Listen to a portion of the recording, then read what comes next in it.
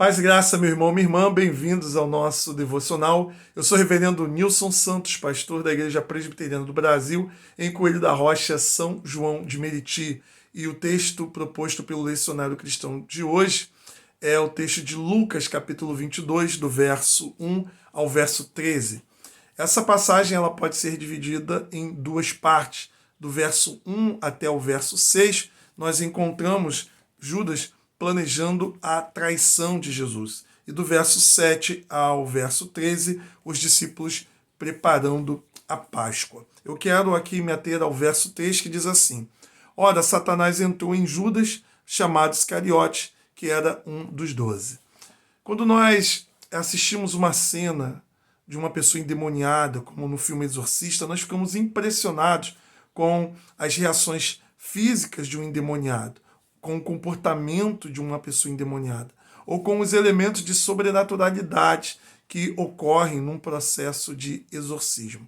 É claro que num filme há muita ficção, mas uma pessoa verdadeiramente possuída, ela pode ter reações físicas, comportamentos estranhos e também elas podem ali num processo de exorcismo exibirem elementos de sobrenaturalidade.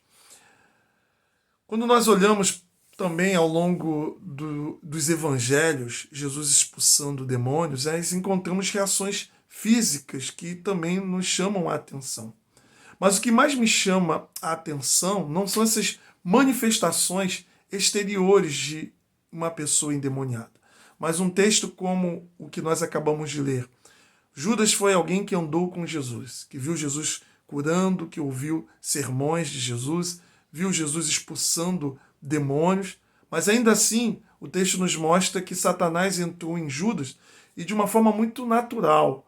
Você não vê Judas tendo convulsões, você não vê Judas tendo uma reação física, mas de forma natural, conscientemente, Judas ele planeja a traição, ele depois recebe o pagamento a parte dele, ou seja, Judas ele age de uma maneira que ninguém desconfiava que ele estava possuído.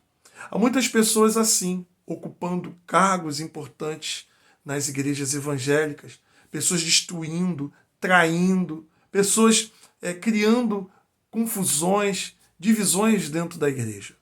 Pessoas que, a despeito de falarem bem, de terem uma aparência de cordeiro, essas pessoas estão debaixo da influência ou até mesmo de uma possessão maligna. Há muitas pessoas assim na política, agindo de forma muito natural e manifestando através das suas atitudes atos pecaminosos como corrupção, como leis que promovem a destruição, a degradação do outro.